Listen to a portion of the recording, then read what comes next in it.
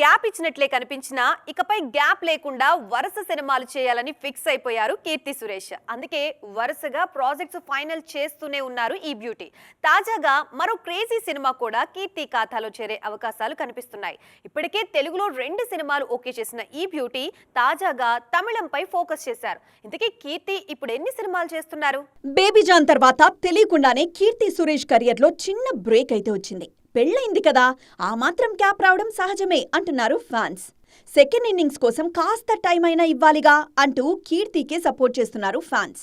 ఈ క్రమంలోనే అభిమానుల అంచనాలు నిలబెడుతూ వరుస ప్రాజెక్ట్స్ కి ఓకే చెప్తున్నారు ఈ కేరళ కుట్టి. రివాల్వర్ రీటా, కన్నివేడి సినిమాలతో త్వరలోనే రానున్నారు కీర్తి. ఈ సినిమాలెప్పుడో సైన్ చేసినవి. వాటితో పాటు నెట్ఫ్లిక్స్ కోసం అక్క అనే సిరీస్ చేస్తున్నారు ఈమె.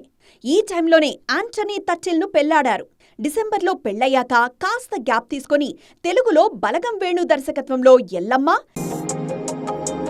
ఉత్సాహంగా ఉల్లాసంగా చదువు సాగాలి, గొప్ప గొప్ప ఉద్యోగాలు సాధించాలి. Vignan deemed to be university. Vijay దేవరకొండతో రౌడీ జనార్దన్ సినిమాలకు ఓకే చెప్పినట్లు తెలుస్తోంది. తెలుగులో మాత్రమే కాదు, తమిళంలోనూ కీర్తికి అవకాశాలు బాగానే వస్తున్నాయి. సూర్య, వెంకీ అట్లూరి కాంబినేషన్లో రానున్న సినిమాలో కీర్తి సురేషే హీరోయిన్ గా తీసుకుంటున్నట్లు తెలుస్తోంది. ఇక మలయాళంలో టొవినో థామస్ సినిమాలోనూ హీరోయిన్ గా ఖరారయ్యారు కీర్తి.